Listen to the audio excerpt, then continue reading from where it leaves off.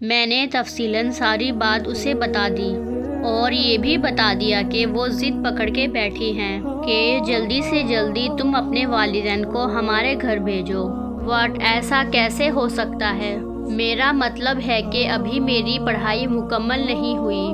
اگر میں نے اپنے والدین کو کہا بھی تو وہ نہیں مانیں گے۔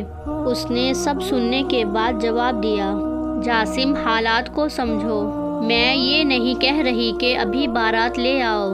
ایک بار تمہارے والدین آ کے رشتہ پکا کر جائیں، اس کے بعد بے شک تم پڑھائی مکمل کرو، اس کے بعد ہم شادی کر لیں گے۔ میں اسے سمجھانے لگی، بیبی ناٹ پاسبل۔ تو تم چاہتے ہو میں ایسے ہی سولی پہ لٹکی رہوں؟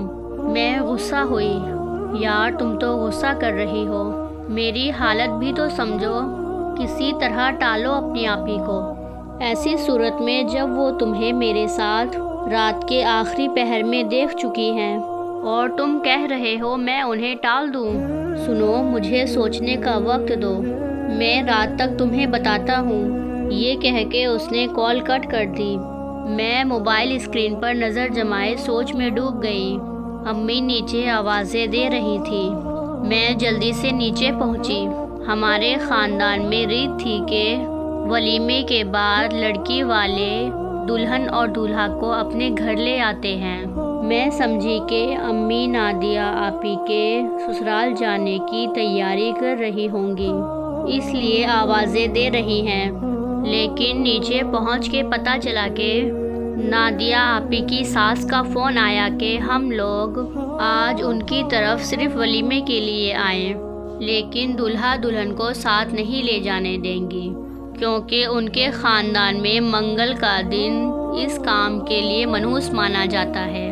میں نے دل ہی دل میں سوچا کہ مزید ایک دن اور مہمانوں کو جھیلنا پڑے گا۔ امی نے نادیہ آپی کی ساس سے معذرت کر دی کہ وہ خود ولیمے پہ نہیں آ پائیں گی، لیکن بچوں کو بھیج دیں گی۔ آبدہ آپی سمت سارے مہمان ولیمے پہ چلے گئے۔ میں امی کے ساتھ گھر پہ رک گئی۔ امی نے مجھ سے کہا کہ شامیہ آپی سے ان کی بات کروا دوں تاکہ وہ وہاں کے حالات کا جائزہ لے سکیں۔ شامیہ آپی نے انہیں تسلی دی کہ سب ٹھیک ہے وہاں۔ امی تھوڑی دیر آرام کرنے کے لیے اپنے کمرے میں لیٹ گئیں اور میں چھت پہ چلی آئی۔ جاسم کا اب تک کوئی میسج نہیں آیا تھا۔ میں نے اس کا نمبر ڈائل کیا، اس نے فون اٹینڈ نہیں کیا اور بزی کا میسج کر دیا۔ 2-4 گھنٹے میں سب لوگ واپس آ گئے۔ میں امی کے ساتھ پھر سے کام میں جٹ گئی۔ میں نے آبدہ آپی سے بچنے کی ہر ممکن کوشش کی، لیکن انہوں نے پھر سے مجھے پکڑ لیا۔ کیا جواب آیا؟ انہوں نے پوچھا۔ میں نے جاسم اور میری بیچ ہوئی ساری بات ان کو بتا دی۔ چھوٹی، میرا دل کہتا ہے یہ لڑکا تم سے شادی نہیں کرے گا۔ انہوں نے پریشان ہو کے مجھے دیکھا۔ اللہ کو مانے آپی، جاسم ایسا لڑکا نہیں ہے، بچپن سے جانتی ہوں اسے۔ آپ کو یاد نہیں، پورا دن ہم اس صحن میں بیٹھ کے کھیلا کرتے تھے۔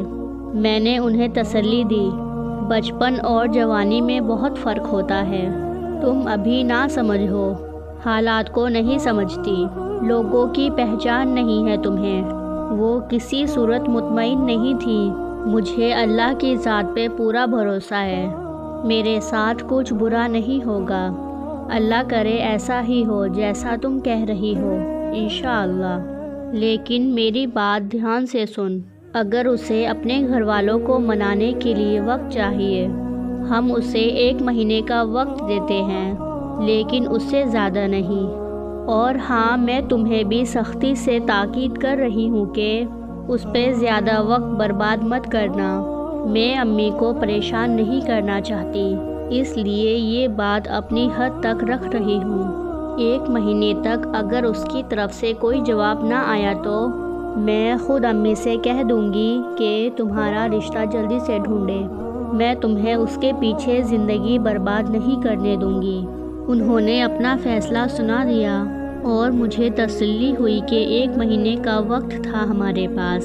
اس دوران جاسم ضرور کچھ نہ کچھ کرے گا۔